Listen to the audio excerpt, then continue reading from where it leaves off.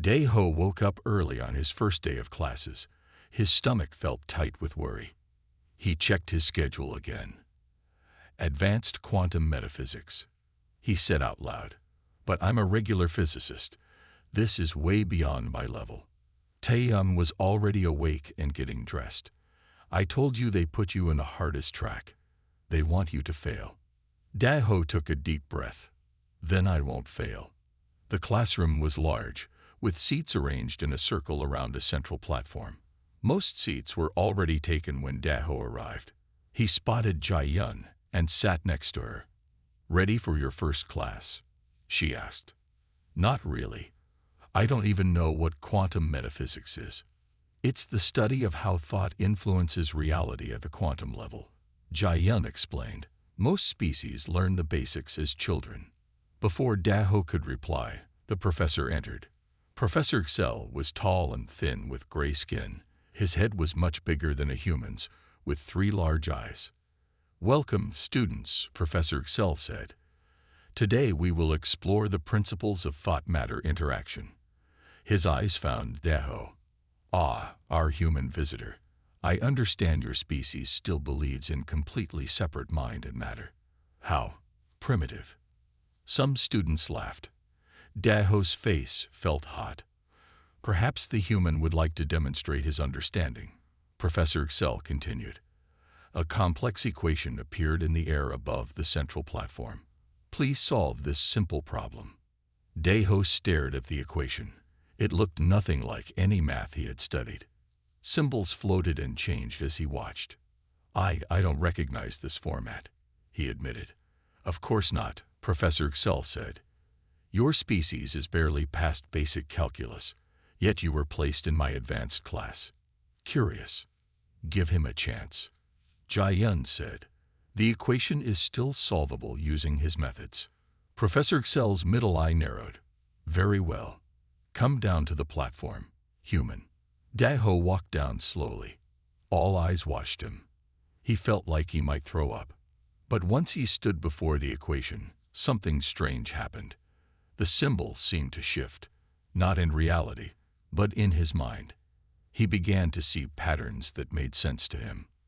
"This part," he said, pointing, "it's similar to the uncertainty principle in our physics. And this," he pointed to another section, "this is like wave function collapse." He began to work the problem, breaking it down into pieces he could understand. It wasn't the way others would solve it, but it made sense to him. "The quantum state can't be directly observed without changing it," he said as he worked. "But if we approach it from this angle." For 20 minutes, Dae-ho worked in silence. The class watched, some with interest, others with boredom. Professor Excel's expression changed from smug to confused. Finally, Dae-ho finished. "I think the answer is this." He pointed to his final calculation. Professor Excel checked the work. All 3 of his eyes blinked rapidly. "This is correct," he said, sounding shocked. "But your method is completely unorthodox, inefficient, messy." "But it worked," Jae-yun said with a smile. "Yes," Professor Excel admitted, "though I cannot imagine why." He turned to the class. "Let us continue with proper methods now." After class, several students approached Dae-ho. Some seemed curious, others wary. "How did you do that?" asked a student with 4 arms. "I just thought about it differently," Dae-ho said. Later that day, Dae-ho received a message on his device. It was from the administration office. "Due to your disruptive approach in advanced quantum metaphysics, you have been scheduled for behavioral modification therapy. Attendance is mandatory. Please report to Medical Section 7 tomorrow at dawn." Dae-ho showed the message to Tae-young. "Behavioral modification?" Dae-ho asked. "What does that mean?" Tae-young's face went pale. "It means they want to change how you think. Make you more standard. They want to change my brain." Dae-ho felt cold fear wash over him. "This is worse than I expected," Tae-young said. "We need to find help. Fast." 1 week after the void attack, Dae-ho stood again in the council chamber. This time, his friends stood with him. The room was full of students and teachers who had come to watch. The mood was very different from before. Daho Kim of Earth, the head council member, said, "We have reached our decision regarding your status at the academy." The room went quiet. Daho held his breath. "Your actions during the Void emergence saved countless lives. You demonstrated exactly the kind of thinking that our galaxy needs in these dangerous times." The council head's antennae twitched, and what Daho had learned was a smile. "Therefore, this council formally revokes the directive that you die quietly. Instead, we encourage you to think loudly, to teach others your methods, and to help prepare us for the challenges ahead."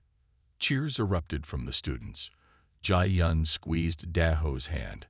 Tae Young and Sun Woo patted him on the back. "Furthermore," continued the council head, "we have voted to invite more humans to join the academy. Your species has earned its place among the stars." Rill stepped forward. He looked uncomfortable. "I must admit I was wrong about humans. Your unpredictable thinking is not a danger to be controlled, but a resource to be valued." He gave a small bow to Daho. "I apologize for my narrow perspective." Dean Kang approached with a small box. "Daho Kim, the academy would like to offer you a new position." He opened the box, revealing a silver pin shaped like a star. "We want you to become our first human professor, to teach a new course called Cognitive Diversity in Problem Solving. Will you accept?" Daho was speechless. He had come to the academy hoping just to study, to learn. Now they wanted him to teach. I'm not qualified," he stammered. "I've only been here a short time."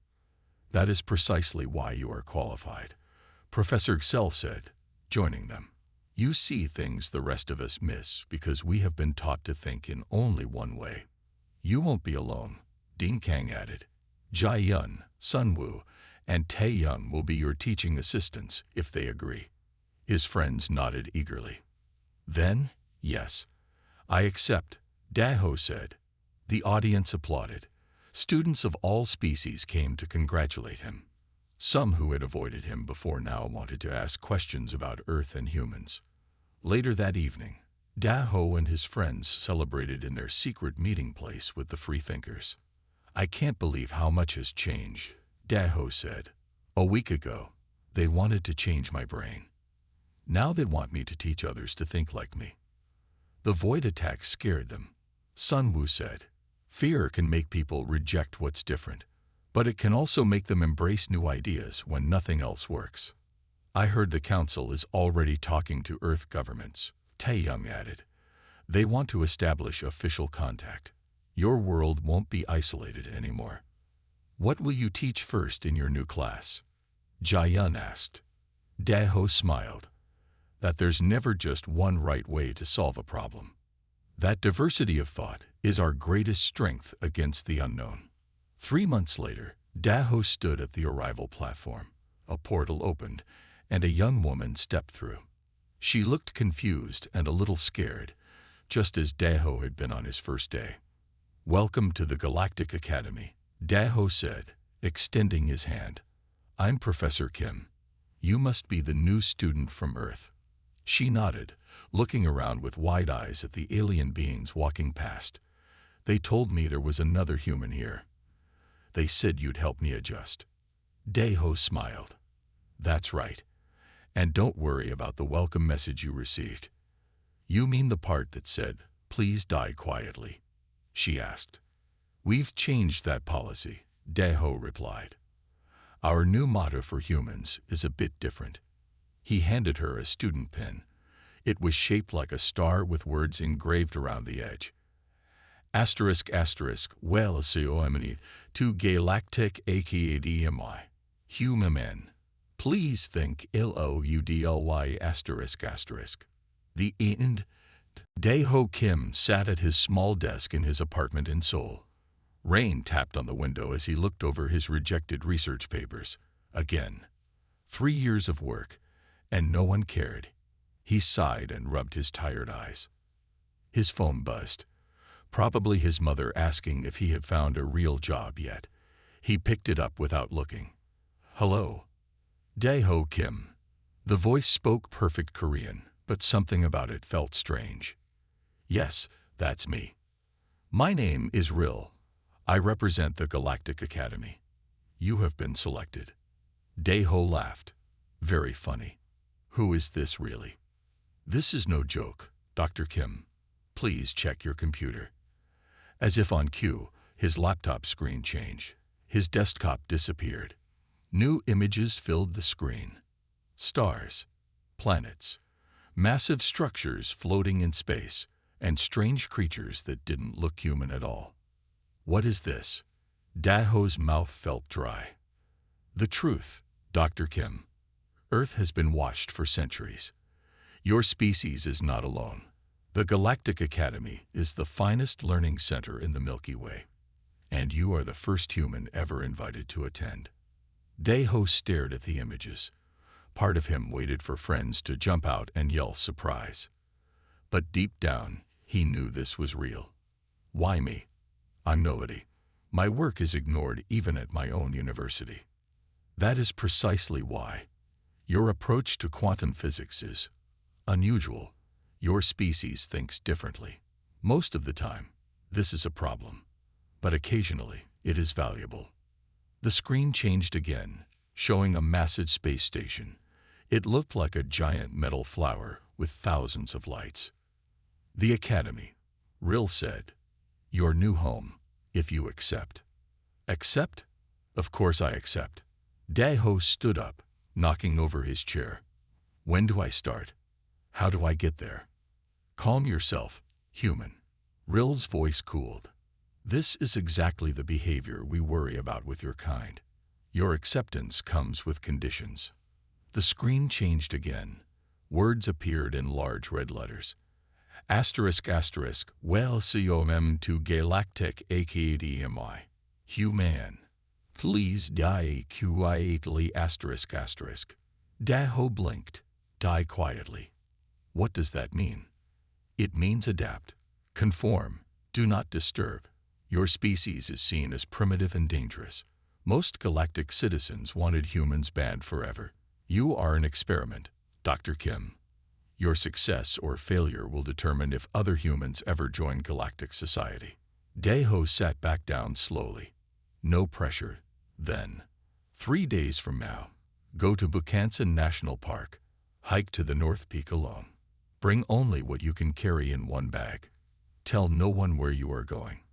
What about my family? My job? A message has been prepared. They will believe you accepted a research position abroad. It is better this way. Daeho looked around his small apartment. His lonely life. No girlfriend. Few friends. A career going nowhere. Will I ever come back? That depends on you, Dr. Kim. Succeed, and you may return as Earth's first ambassador to the stars. Fail, and it would be better if you never returned at all. The screen went black. His phone call ended. For a moment, Daeho wondered if he had imagined it all. Then his computer turned on again by itself. A map appeared, showing the trail in Bukansan. A small red dot marked the meeting spot. Daeho took a deep breath. His hand shook as he opened his closet and pulled out his hiking bag. 3 days later, he stood alone on the mountain peak. The morning air was cold and clear. Birds sang in the trees below. Hello, he called. Ril, is anyone here? The air in front of him shimmered. Then it split open like a curtain, revealing a glowing doorway. Through it, he saw a metal room with strange symbols on the walls. Ril stood in the doorway. He looked almost human, except for his silver skin and eyes with no pupils. Last chance to change your mind. Dr. Kim, Ril said. Step through, and your old life ends. Daeho looked back at the city below, then at the doorway to the stars. He stepped forward. The council chamber was huge and round.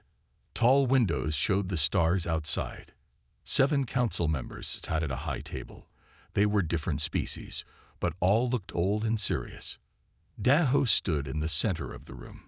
He had been given clean clothes, but no time to prepare. His friends were not allowed to attend. Daho Kim of Earth, announced a voice. You stand before the Academy Council to answer for your actions. Administrator Rill stepped forward. Daho hadn't seen him since his first day of the Academy. This human has violated numerous Academy rules, Rill said. He skipped required medical treatment. He hid in unauthorized areas. He accessed restricted systems. His dangerous and unpredictable behavior proves what many of us have long argued. Humans are not ready for galactic society. One council member, a being with blue skin, leaned forward. Yet he saved many lives when the shields failed. A lucky accident. Rill dismissed. Or perhaps part of a larger plan. How do we know the human didn't cause the failure himself to appear heroic? Daho couldn't stay silent any longer. That's not true. I would never put people in danger. Silence. Rill shouted. You will speak only when asked direct questions. Dean Kang entered the chamber and took a seat to the side. He gave Daho a small nod of encouragement. For the next hour, the council discussed Daho as if he wasn't there. Some defended him. Others called him a danger. They discussed human history, human biology, and human thinking patterns. No one asked for Daho's opinion. Finally, the head council member, who looked like a tall insect with wise eyes, turned to him. Human, you may now speak in your defense. Daho took a deep breath.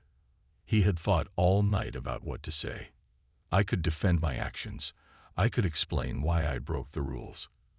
But that's not the real issue here. He looked around the room. The real issue is fear. He walked closer to the council table. You fear humans because we think differently. But different thinking isn't dangerous. It's valuable. Daho pointed to the windows showing the stars. Out there, problems are waiting that none of us can solve alone.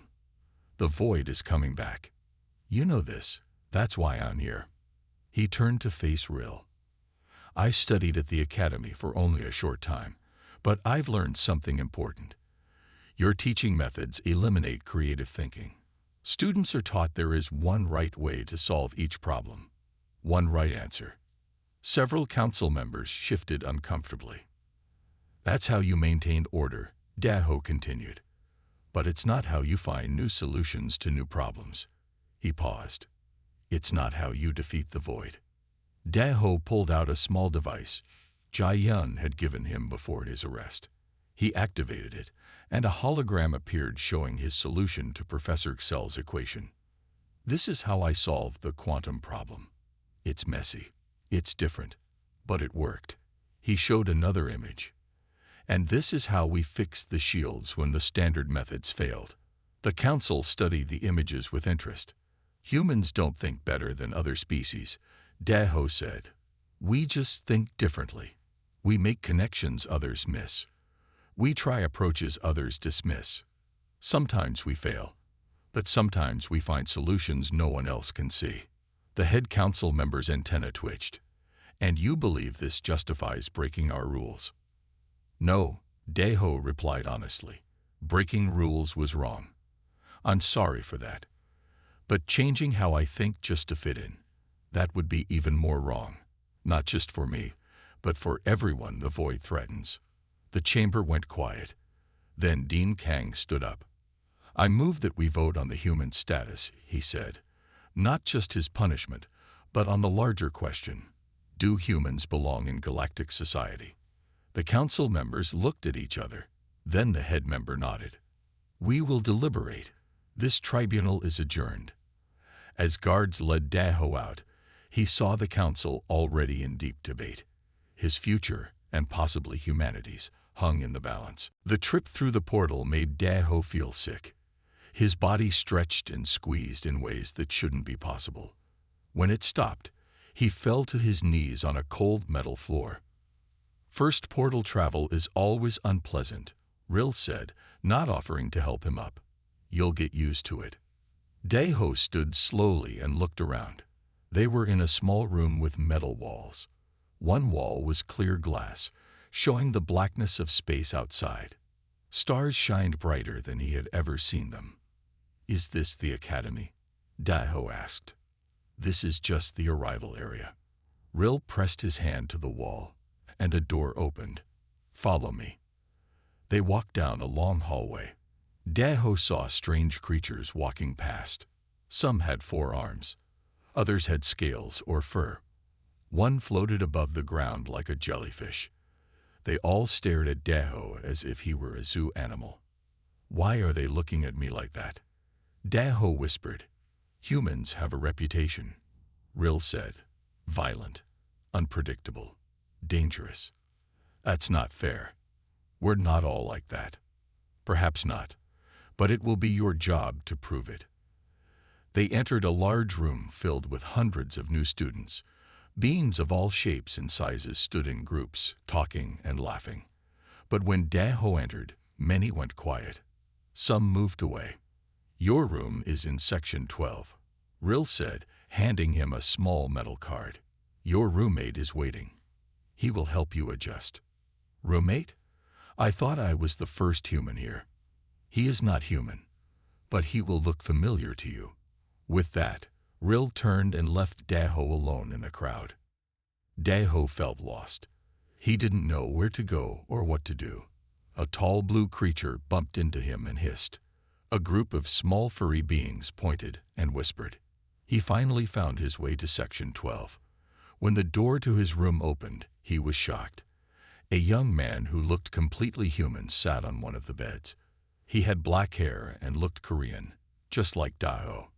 "Hello," the man said in perfect Korean. "I'm Tae-young Park. You must be the human." "You're human too, aren't you?" Daho asked, confused. Tae-young smiled.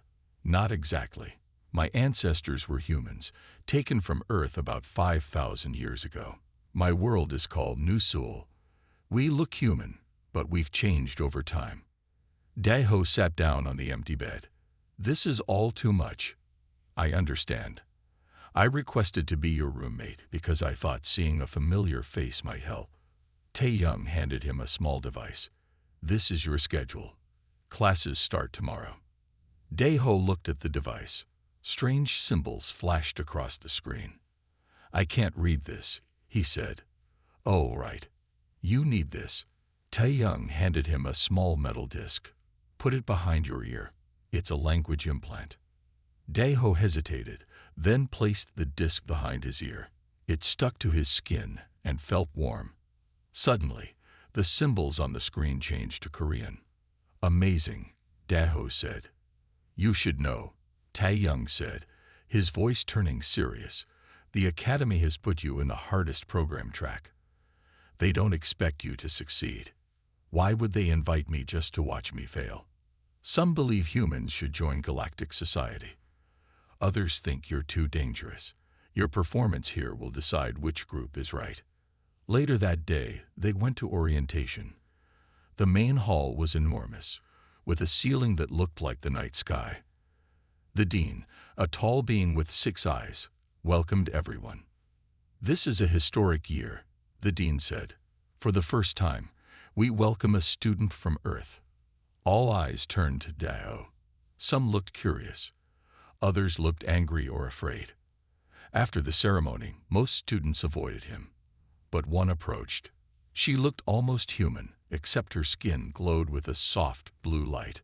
"Hello," she said. "I'm Jae-yun Song. Don't mind the others. They'll get used to you." "Will they?"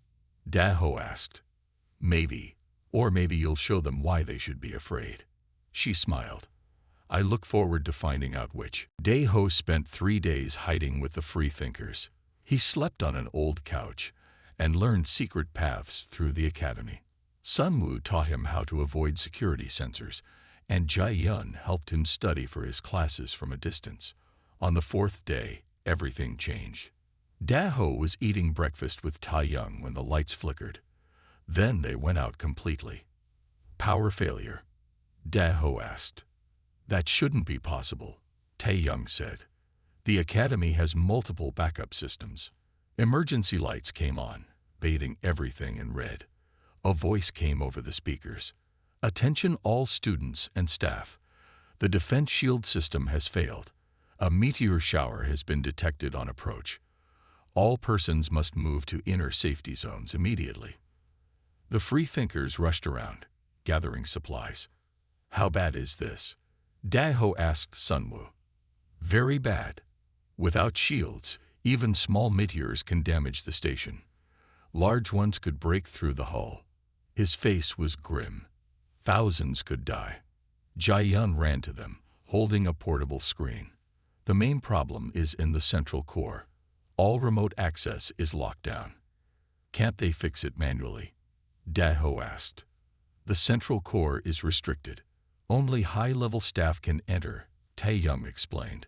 "Most are in the northern sector, cut off by the power failure."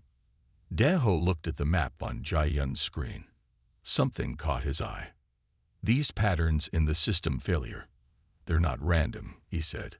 "Look at how the outages spread. It's like a wave." The others leaned in. "You're right," Jae-yun said, surprised. "It's following the power grid layout in a specific pattern. If we can predict where it goes next," Daho continued, "we might find a path to the central core through areas that still have power." "Even if we could get there, we don't have access," Tae-young reminded him. "We might not need it," Sunwoo said. He pulled out a small device. "This can bypass standard security locks. I use it to get food from the kitchens at night." "You want to break into the central core?" "That's crazy," Tae-young said. "What's crazy is doing nothing while everyone is in danger," Daho replied. He stood up. "I'm going." Jae-yun and Sunwoo stood with him. After a moment, Tae-young sighed and joined them. Using Daho's predictions, they made their way through the station. They crawled through maintenance tunnels and slipped past panicked groups of students. Twice they had to hide from security drones. Finally, they reached the entrance to the central core. Sunwoo's device worked on the first door, but the inner door required a biological scan. "Now what?" Tae-young asked. Daho studied the control panel. It was different from others he had seen. "This is an older system," he said. "On Earth, we learned that older systems often have simple backdoors." He pressed a specific sequence of buttons based on a pattern he recognized. To everyone's surprise, the door slid open. "How did you know that would work?" Jae-yun asked. "I didn't," Daho admitted, "but it looked similar to systems I studied in my computer classes. Sometimes the simple approach works." The central core was a huge room filled with glowing pillars. In the center was the main control station. Warning lights flashed everywhere. "The meteor shower will hit in 6 minutes," Jae-yun said, checking the monitors. Daho ran to the main controls. "The problem is in the shield resonance patterns. They're out of sync." "Can you fix it?" Sunwoo asked. "Not with the automated system. It's locked up." Daho looked around. "But we could adjust each shield generator manually." They split up, each taking the control station. Following Daho's instructions, they adjusted the settings on each generator. It was slow, careful work. 1 minute until impact, the computer announced. "Almost there," Daho called out. "Just need to synchronize the final sequence." The shields came online just as the first meteors reached the station. The impacts made the floor shake, but the shields held. "You did it," Jae-yun hugged Daho. Their celebration was cut short. The doors slid open and a security team rushed in, weapons drawn. "Unauthorized access to critical systems," the lead officer said. "All of you are under arrest." Daho waited outside the council chamber. Hours passed. His friends had not been allowed to see him. Finally, the doors opened. A guard motioned for him to enter. The council members looked tired. Some were arguing in low voices. They fell silent when Daho entered. "We have not reached a final decision," the head council member said. "Some believe you should stay. Others still want you removed." Daho's heart sank. However, the council head continued. "We agree that immediate action is not required. You may return to classes while we—" A loud alarm cut through the room. Red lights flashed. A voice came over the speakers. "Emergency alert. Unknown energy anomaly detected in Sector 7. All personnel initiate safety protocol Omega-3. The council members jumped to their feet. Screens appeared in the air, showing different parts of the station.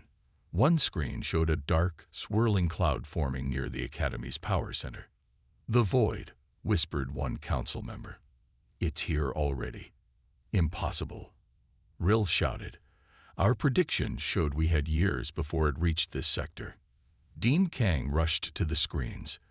"It's feeding on the station's energy, growing faster than expected." Daeho watched as the dark cloud expanded. It seemed to eat the light around it. "Activate the defense systems," ordered the head council member. "Systems not responding," reported a technician. "Standard protocols are failing." Daeho stepped forward. "Let me help." Rill turned on him. "This is not your concern, human. Security. Remove him." "Wait," Dean Kang said. "The human's perspective might be useful." He turned to Daeho. "What do you see?" Daeho studied the screens. "The void isn't just taking energy. It's selective. Look at how it moves." He pointed to the pattern. "It's avoiding certain energy types while seeking others." "He's right," said a council member. "It's targeting our primary power systems, but ignoring the waste energy channels." Dean Kang's eyes widened. "Fascinating. Why would it do that?" "Maybe it has preferences," Daeho suggested. "Like how animals prefer certain foods." "The void is not an animal," Rill objected. "It's an energy-consuming force." "But what if it has properties we don't understand?" Daeho asked. "What if it's more like a living thing than we thought?" The station shook. Lights flickered. "We're losing power in multiple sectors," reported a technician. "At this rate, life support will fail in 3 hours." "I have an idea," Daeho said. "But I need help." Dean Kang nodded. "Tell us." "If the void avoids waste energy, maybe we can use that against it. What if we reroute our main power through the waste energy systems? Make the station taste bad to the void." "Ridiculous," Rill shouted. "You can't treat a cosmic phenomenon like a picky eater." "Actually," said one of the council members who had been quiet until now, "the approach has merit. The waste systems used frequency modulation that might create resonance patterns the void finds unpalatable." "This is our best option," Dean Kang said. "But we need to move quickly." The head council member nodded. "Proceed with the human's plan." Daeho found himself working with council members, technicians, and even Professor Xell, who had been called in as an expert.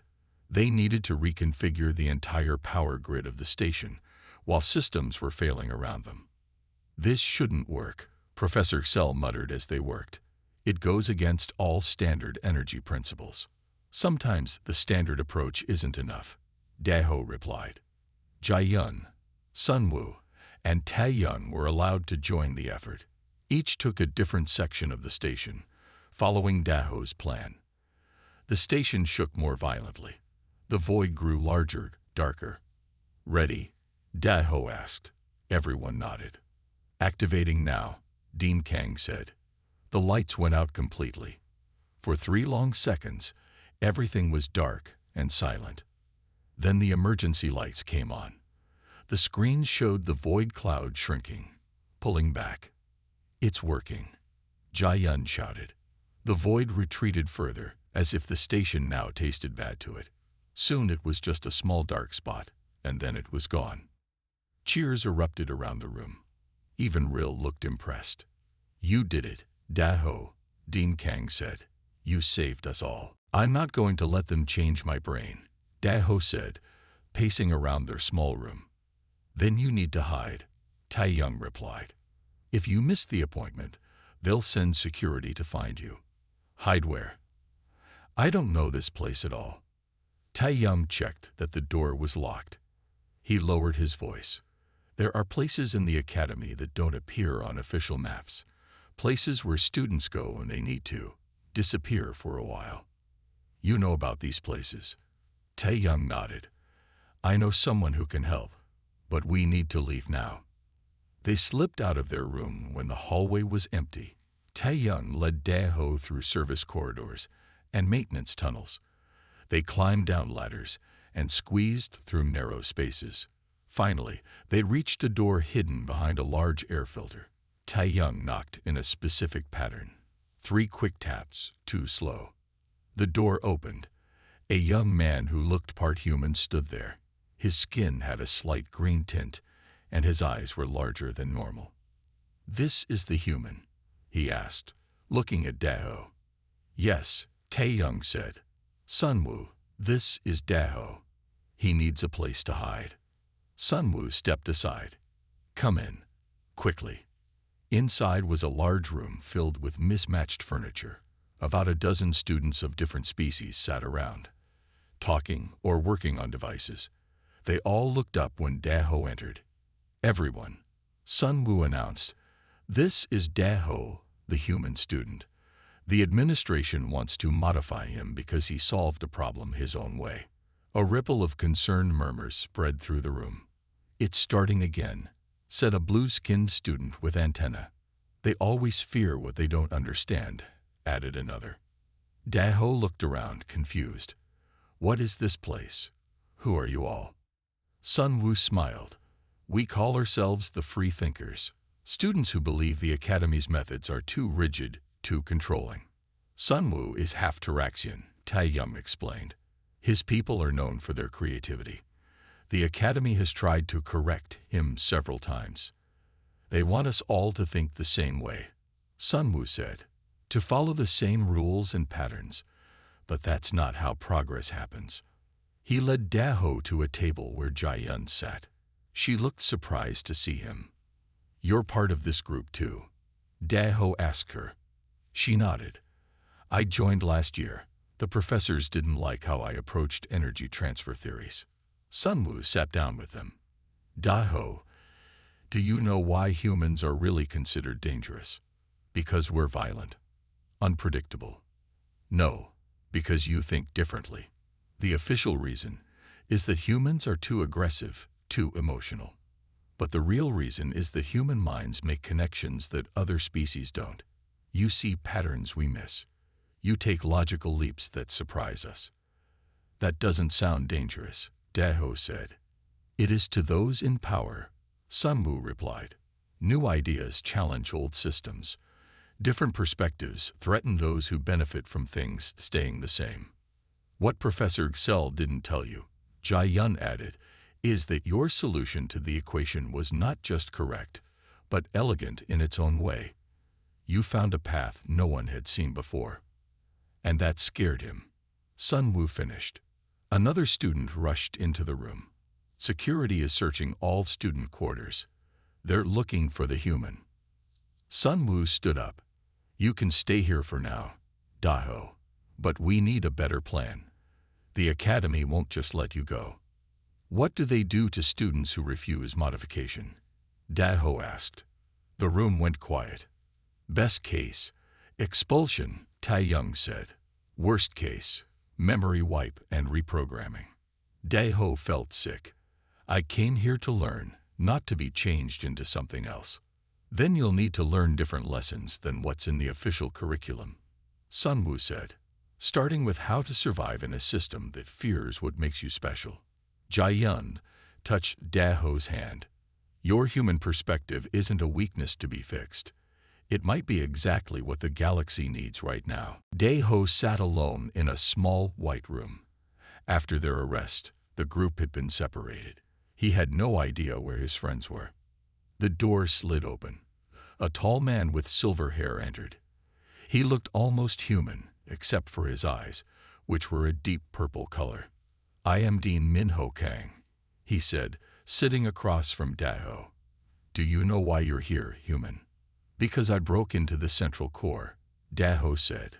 "But we saved the station. Doesn't that count for anything?" "Yes, you did save many lives." The dean studied him. "That's what makes this situation complicated. I don't understand." The dean touched a panel on the wall. The room darkened, and a hologram appeared between them.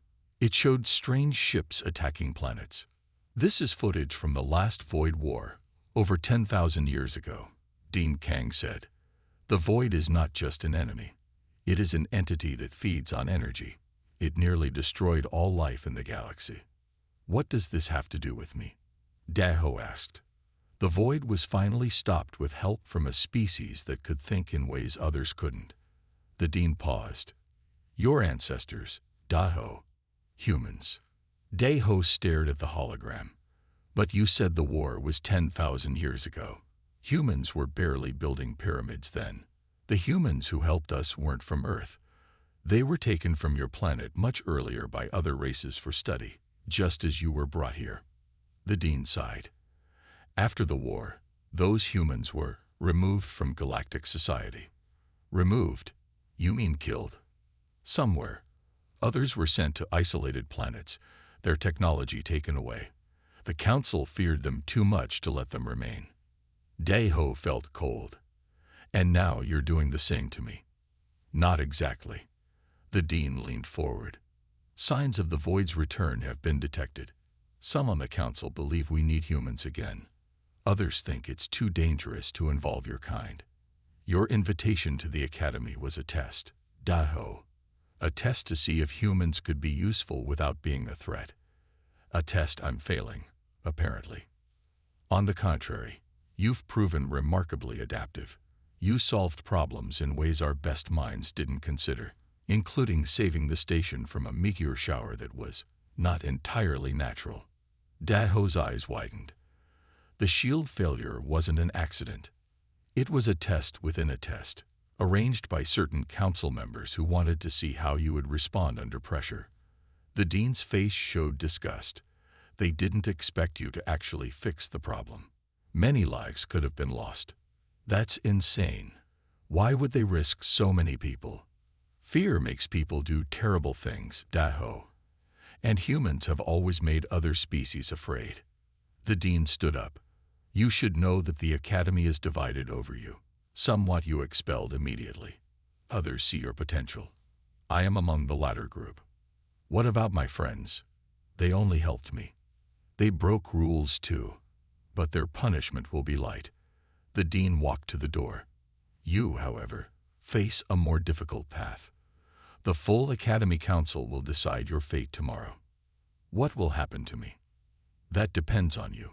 You've shown you can save lives, but can you convince those who fear you that humans deserve a place among the stars? The Dean paused at the door. Get some rest, Daho. Tomorrow you will face the combined wisdom and prejudice of the galaxy's oldest institution. After the Dean left, Daho sat alone in the dark room. The hologram still played, showing ancient battles against a darkness that seemed to eat the light itself. For the first time since arriving at the Academy, Daho truly understood what was at stake. Not just his future, but the future of humanity among the stars.